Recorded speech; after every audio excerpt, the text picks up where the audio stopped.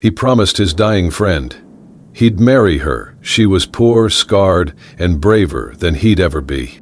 Wyoming Territory near Silver Creek, late winter of 1879. The cattle drive camp lay smothered in white, wind clawing at the canvas tents until they sagged under ice and grit. Lantern light trembled on the seams, throwing thin gold across a bedroll soaked in fever sweat. On his knees beside it, Randy McAllister leaned close enough to feel the broken rasp of his friend's breath. Elias Carter blinked against snow sneaking under the flap. "Randy, when you reach Silver Creek, she will find you. Do not leave her alone. Marry her. Promise me." Randy's jaw tightened. "You know I do not intend to marry anyone." "I know," Elias whispered. "But she has no one, and she has endured more than you think." The gale rattled the guy ropes. Randy lifted the quilt higher over Elias's chest, tucking it tight. Outside, cattle lowed against the storm, riders cursing as they fought to hold the herd. He had always been the man who held the line, who kept his word like a lifeline. Looking at Elias now, he saw not the pale, sweat-soaked man before him, but the boy of 15 who had pulled him from a spring flood, both laughing to hide their shaking. A promise had been born there. Now the debt had come due, in a tent groaning like a ship in a winter sea. "Who is she?" Randy asked. "Carol Dawson," Elias breathed. "Kansas-born, can sew a seam in a windstorm. Writes truthful letters, not afraid of work. She took the long road because I said there was a home at the end of it. A name, a skill, a promise from a dying man, enough to bind Randy's course." He poured water into a tin cup, checked it with a finger, and lifted Elias to sip. The cough that followed left him shaking. "It was the mountain pass," Randy said quietly. "You wanted the herd through before the thaw turned the trail to mud." "It was right for the cattle," Elias rasped. "But I did not outrun the storm. The herd will live. I will not." Randy reached for the small roll of Elias's things. A nickel watch, a short pencil, a folded letter in careful script, and a clean handkerchief embroidered with a single E in blue thread. He smoothed the cloth, wrapped it in brown paper from a bar of soap, and tied it with a bootlace, his big hands moving with surprising gentleness. "I will see her," Randy said at last. "I will bring her the handkerchief. I will give her the truth. If she asks for my name beside hers at the church, I will place it there. If she needs a roof, I will see it stands over her. If she requires my presence at the table and my silence as well, I will give both. This is my word." Relief softened Elias's face. "That is enough. She deserves a man who will not frighten when the wind changes, a man who keeps promises when no one is watching." "I do not frighten," Randy replied. But inside, he felt a different kind of unease, the kind that comes when a man sees a road and knows he must walk it alone in front of others. Generally, in a vision, Randy saw this moment in his head, as if events are alone. The cook, Pryor, pushed the flap aside, eyes red from smoke and cold. "He any better?" he asked, then saw the answer and removed his hat. "More hot water?" Randy said. They worked in silence, cooling a burning brow and warming chilled hands, the only mercies left to give. When Elias slept, Randy studied frost creeping along the inside of the canvas. 34 years old, foreman of the largest cattle spread in 3 counties, he was known for keeping his word and for staying clear of marriage built on duty. Now irony sat heavy. He had given his word in a storm, and that word would hold. He looked at the wrapped handkerchief by the lantern and pictured a woman's hand folding it into her palm, the blue E facing outward like a seal. That was all he knew of Carol Dawson, and it was enough. Elias stirred, eyes clearing for a moment. "Thank you," he said. "You pulled me from a river," Randy answered. "Consider this even." Elias smiled faintly. "Nothing is ever even," he murmured, then let his gaze drift back to the lantern flame. Relief chilled him. Outside, the wind rose again. Randy pulled the blanket higher and kept watch, minute by minute, breath by failing breath, while the storm ground its teeth and the little tent held. Silver Creek, Montana territory, 2 weeks later. The noon sun beat down on the dusty main street, turning every step into a crunch of grit. Wagon wheels creaked from the east road, and a knot of townsfolk gathered at the stage stop outside Murphy's General Store. Word had traveled fast. Randy McAllister was about to meet the fiancée of his late friend Elias Carter, a woman he had promised to marry. They came from all corners, the blacksmith wiping soot from his hands, Mrs. Dobbins from the bakery, still in her apron, ranch hands leaning on the hitch rail with sly grins. Everyone pictured her the same, thin, pale, desperate enough to cling to any man willing to take her in. Randy stood apart, hat low over his brow, ignoring the weight of their stares. In the distance came the rumble of hooves. The stagecoach appeared in a haze of dust, drawn by 4 tired horses. Driver Bill Cranford swung his whip once before pulling up in front of the store. The dust swirled lazily as the coach door swung open. A traveling salesman in plaid stepped down first, muttering about the heat. Then a weary woman clutching a quilt-wrapped bundle. The crowd shifted, waiting. Ugh! A gloved hand gripped the doorframe, followed by the hem of a dark green traveling dress. The woman who stepped down was nothing like they'd imagined. She stood tall, back straight, gaze sweeping the faces around her without a hint of shyness. Her chestnut hair was coiled neatly under a modest hat. A scar traced from below her left cheekbone toward her jaw, but it did nothing to dull the intelligence in her gray eyes. If anything, it sharpened her presence. A murmur rippled through the crowd. "That must be her," someone whispered. "Looks like she could stare down a grizzly," another muttered. She spotted Randy instantly, perhaps from Elias's letters, and crossed the space between them. "Mr. McAllister," she said, voice clear. "I am Carol Dawson." Randy tipped his hat. "Miss Dawson, my condolences for your loss." Her eyes searched his, unreadable. Then, loud enough for all to hear, she said, "Before we go any further, I want to be clear. If your promise to Elias was given only as kindness or pity, I will refuse, right here and now." The street went still. Even the horses shifted uneasily. Randy studied her, noting the lift of her chin and the steady set of her jaw. This was no woman come to beg for shelter. She was measuring him as much as he measured her. "You speak your mind," he said finally. "I do," she replied without apology. The onlookers whispered behind their hands. Randy felt a flicker of something unexpected, respect and a touch of curiosity. He had braced for a burden, a helpless stranger. Instead, here stood someone who looked ready to meet him stride for stride. A ranch hand chuckled under his breath, and Randy shot him a glance sharp enough to cut the sound short. "If you are here to judge my sincerity," Randy said evenly, "then we should speak somewhere less public." Carol gave a single nod. Agreed. Without another word, she stepped aside, waiting for him to lead. Her composure never faltered under the weight of every watching eye. Randy turned toward Murphy's store, feeling more than a few gazes follow them. As he held the door open for her, one thought struck him. He was genuinely interested in what this woman had to say. The back room of Murphy's General Store smelled faintly of coffee grounds, kerosene, and oiled leather. Dust motes floated in the thin shaft of light spilling from the high window. Randy closed the door behind them, shutting out the murmurs of the curious crowd still lingering on the porch. Carol remained standing, her hands folded neatly in front of her, eyes steady on his. She gave the impression of someone accustomed to holding her ground. "You wanted to speak privately," Randy began, removing his hat and setting it on a nearby crate. "Now's your chance." Carol did not waste time. "I am not here for charity, Mr. McAllister. I came because Elias offered me an arrangement built on mutual respect and practical benefit. If you intend to honor his promise, then that is what I expect from you, not pity, not ownership." Randy watched her closely. "You think I mean to treat you as property?" "I do not know what you mean," she replied, her tone measured.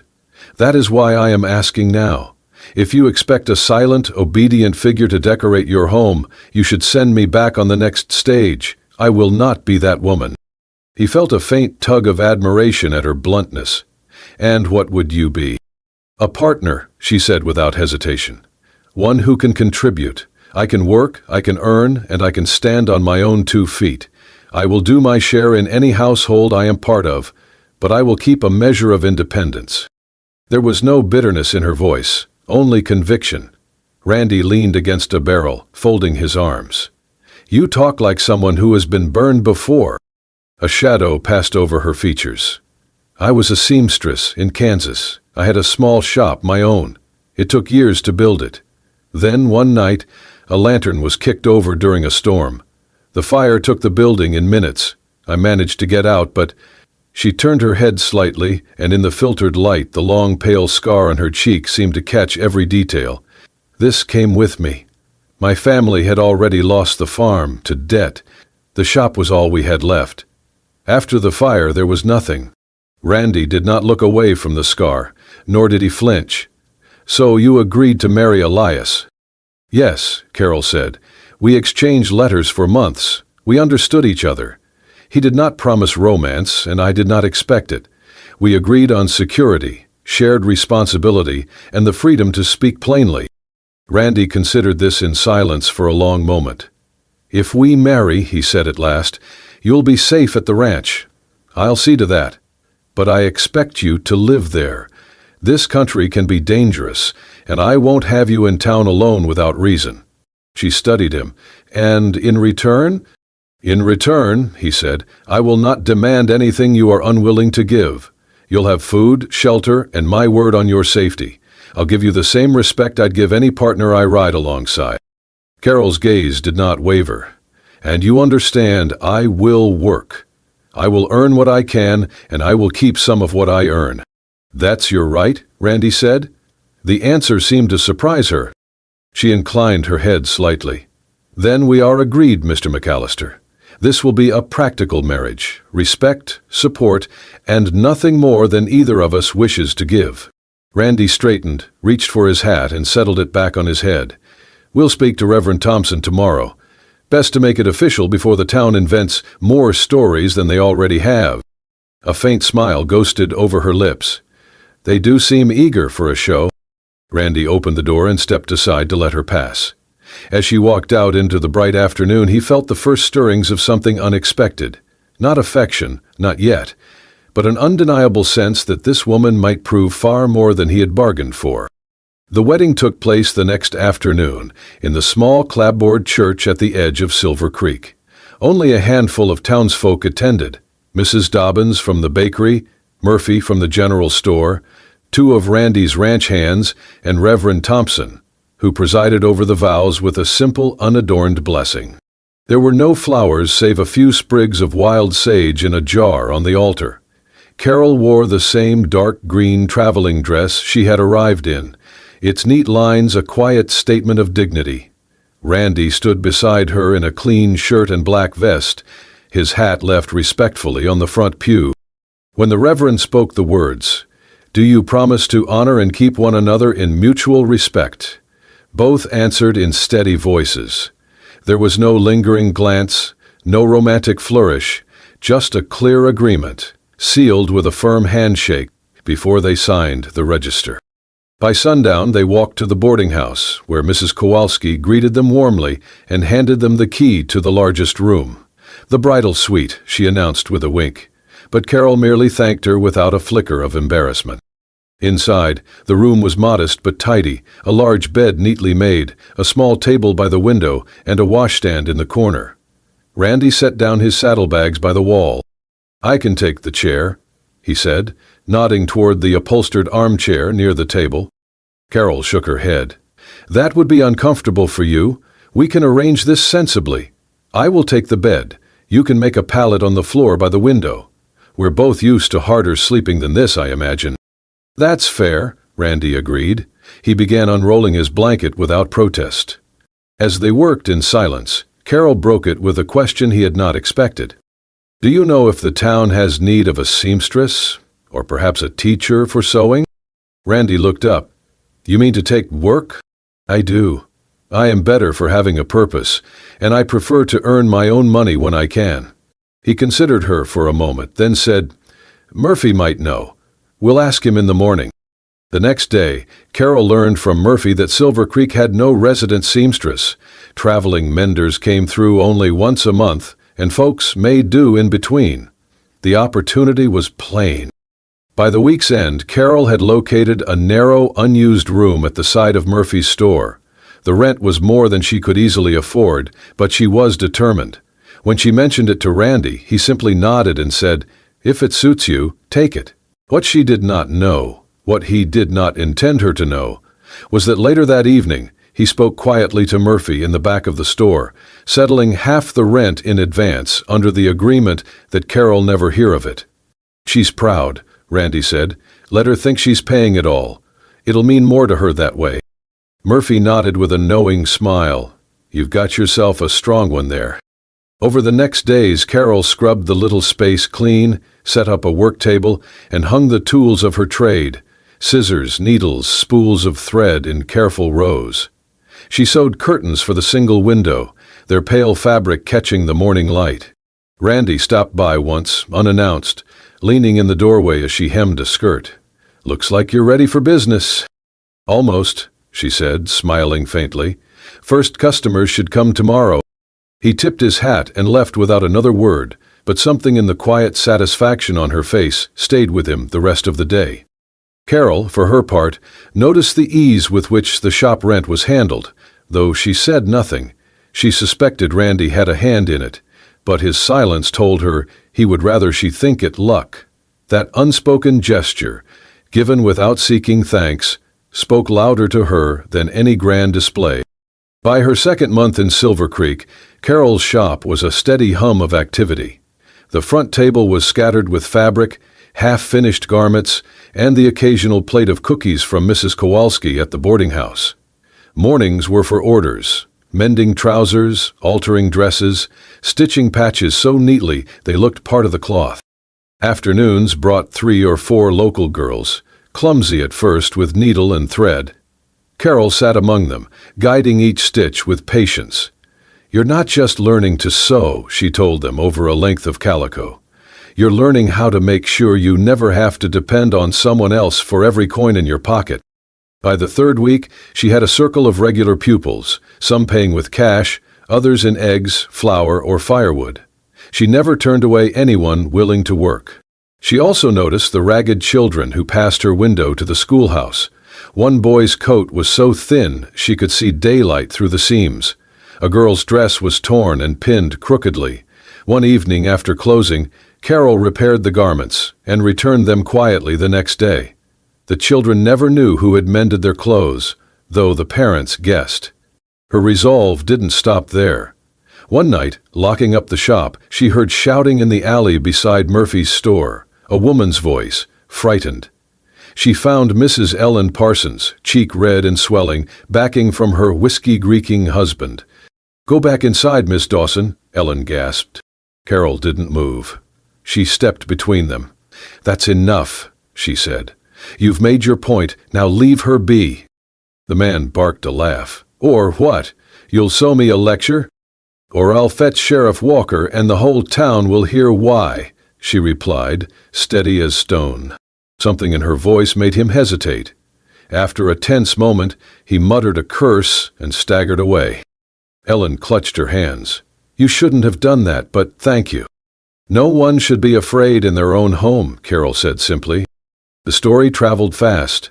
Some said she should have stayed out of it. Others, especially the women, admired her. Not everyone respected her yet. A few whispered about the scarred woman when they thought she couldn't hear. Carol ignored it, letting her work speak. Each satisfied customer, each perfect garment, chipped away at the prejudice. The turning point came on a Saturday when a half-drunk rancher, Clay Dobson, stumbled in.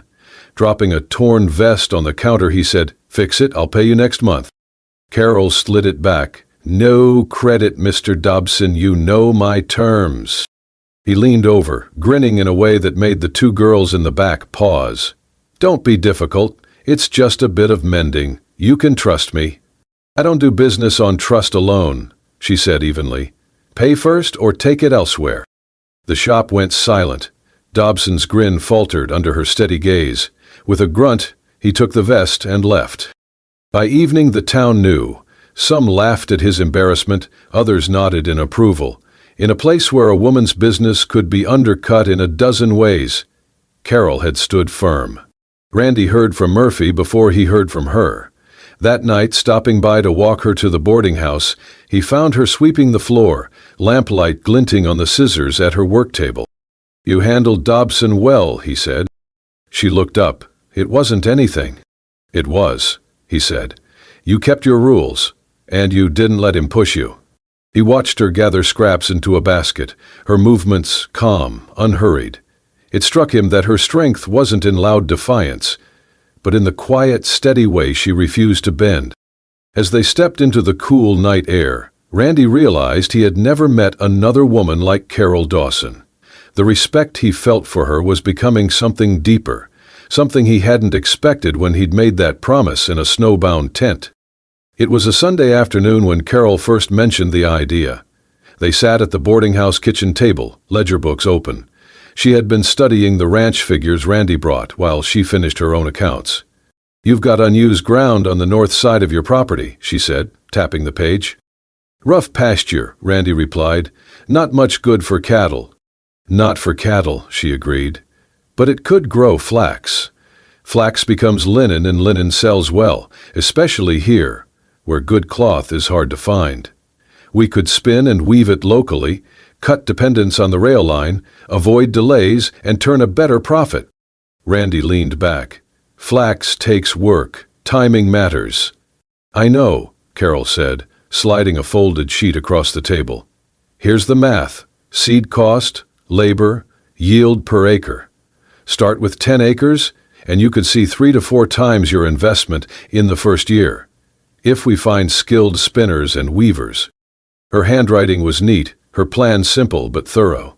"You put a lot of thought into this," he said. "I put thought into everything I mean to succeed at." That was the first time Randy asked her to sit with him while he went over the ranch's books. Soon he was seeking her opinion on grazing rotations, supply orders, even which bulls to keep.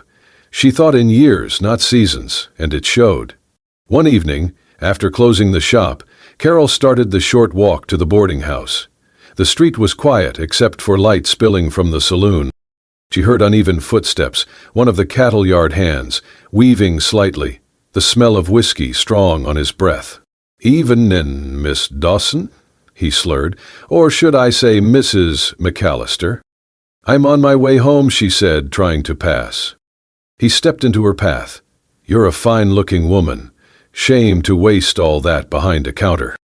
Before she could answer, a steady hand settled on the man's shoulder. Randy stood there, calm but watchful. "Go home," he said. The man tried to grin. "Just talking." "I said go home." It wasn't loud, but it left no room for doubt. The man muttered and staggered toward the saloon. Two townsfolk across the boardwalk slowed to watch, saying nothing until he was gone. Randy turned to her. "You all right?" "Yes," she said, catching her breath. "Thank you." "Walk you home?" he replied. They moved in silence, boots sharp in the night air. At the boarding house steps, she studied him. "You didn't have to do that so quietly," she said. "Most men would have made a scene." "Most men," he said, "want to prove they can fight more than they want to stop trouble. I'm interested in stopping trouble." Carol smiled faintly. "You're a careful man, Randy McAllister. Careful keeps people safe. Good night, Carol." That night, lying in bed, she thought about how he had appeared without warning, how his voice carried quiet steel, and how he hadn't claimed her in front of anyone. He had simply made sure she was safe. It was, she realized, the truest kind of protection, the kind that sought no credit and expected nothing in return. The winter hit Silver Creek hard, laying a thick white quilt over the valley and driving even the most stubborn ranch hands to the barns. Snow rattled the boarding house windows, the cold biting through wool and leather. Randy had been in town since early morning, talking with the bank about 400 acres of pasture north of his fence. He had run the numbers twice, and they looked solid, but as he stepped into the wind, collar pulled high, something slowed him. Through the frosted window of Carol's shop, he saw her kneeling beside a boy no older than 8. The child's coat was patched, boots too big. Carol was showing him how to fold bright scraps of fabric around a small carved horse, tying it neatly with twine. Her hands moved with the same precision she used at the sewing table, but her face was softer, warmer, as if her steadiness could hold the boy against the cold world. Randy lingered until the boy grinned shyly, clutching the bundle, and ran into the snow. Carol straightened, brushed hair from her cheek, and for a moment looked toward the window. He could not tell if she saw him, but something pulled in his chest. When he stepped inside, the bell above the door jingled. She looked up from the counter. "You're out early for a day like this?" "Bank meeting," he said, stamping snow from his boots. "About the Morrison land, north of my fence. Good ground." "You're thinking of buying?" "I was," he admitted. Then he paused. "But that's not the only reason I came." Her brows lifted. "No?" He stepped closer, his voice low. "Carol, this isn't about a promise anymore. It hasn't been for a while." Her eyes held his. "I want you as my wife. Not because Elias asked me, not because it's practical. Somewhere along the way, you became the person I look for first in the morning and last at night. You've built something here, at the shop, the ranch, in this town, that I can't imagine without. I want that with you. I want you." The silence seemed to hold the hiss of snow against the windows. "You have a strange sense of timing," she said softly. "I've been in love with you for weeks, but I told myself to keep it quiet. We had an agreement." "I remember," he said, faintly smiling. "Respect, support, nothing more than we wish to give. I'm wishing for more now." She laughed once, shook her head. "So am I." He reached for her, and she stepped into his arms without hesitation. The first kiss was unhurried, warm, carrying none of their old reserve. Outside, snow swirled in thick curtains, but in the shop, the world had narrowed to breath and certainty. When they parted, she rested her forehead to his. "So, what about the land?" "We'll buy it," he said, "if you think it's a good move." "I do," she answered. "We'll make it pay for itself in 3 years." They left the shop together, walking through the muffled quiet of falling snow to the boarding house. Inside, the kitchen was warm from the stove, soup simmering in a big pot. Randy shrugged off his coat. She moved to hang it near the fire. He caught her hand before she stepped away. "I meant what I said. This is real for me now." "I know," she replied. "It's real for me too." Outside, snow kept falling, but in that warm kitchen, the cold and the distance that had once stood between them had melted away completely. They were no longer two practical partners bound by duty. They were husband and wife, in truth, building a future as solid and unshakable as the land under the winter drifts. By the end of that hard winter, the decision about the Morrison land was made. Randy and Carol sat at the kitchen table of the ranch house, maps and ledgers spread before them, coffee cooling by their elbows. Outside, snow reflected pale light through the windows. Inside was warm with the hum of planning. "We can run more cattle here," Randy said, pointing to a pasture square. "Rotate the herd so the grass recovers faster." Carol nodded, jotting figures into the margin. "The north edge is flat, perfect for a flax field. We could train some of the ranch hands' wives to help harvest, then weave the linen here. It would bring in extra income during the slow months." "Then it's settled," Randy said. "We'll build it together." They worked for hours, the ease between them as natural as breathing. It was no longer just about cattle or crops. It was about shaping something lasting. In town, Carol's shop was becoming more than a business. She started a weekly sewing class for women. 2 widows, a rancher's daughter, and Mrs. Parsons, the woman Carol had defended in the alley. Soon others joined, some bringing their children, chatter and laughter filling the space. "It's not just about clothes," Carol told Randy one evening. "It's about giving them a skill that's theirs, something no one can take away." Randy, who had never thought much about a needle beyond keeping his shirts in one piece, was proud of what she was building. He had seen her change in the town's eyes, from the scarred woman to someone respected, even relied upon. One night, finishing supper by the fire, Randy set his coffee aside. "Carol," he said quietly, "maybe Elias knew exactly what he was doing when he asked me to marry you." She tilted her head. "You think so?" He nodded. "That man never made a move without a reason. I think he saw we'd be good for each other before we saw it ourselves." For a moment she only watched the flames curl in the hearth. Then she smiled softly. "If that's true, I'll be grateful to him for the rest of my life." Randy reached across the table and took her hand. "So will I." That night, long after the lamps were turned down, Randy stood in the quiet bedroom.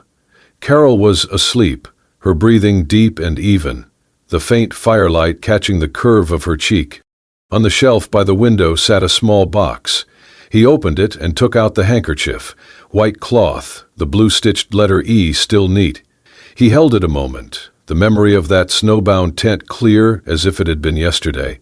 Without a word, he set the folded handkerchief on the table beside her, close enough for her to see when she woke. It was not for thanks or explanation. It was a promise kept, and a quiet acknowledgement of the man who had set them on this path. Outside, snow fell in soft sheets over the dark fields. Inside, the fire burned low, warm against the cold, its light wrapping around them both. Randy watched her for a long moment, then climbed into bed beside her, knowing what began as duty had become the truest gift of his life. And that's how a promise made in a snowbound tent became something far greater, a partnership built on respect, a home forged through hard work, and a love that neither of them had expected but both of them had been searching for all along.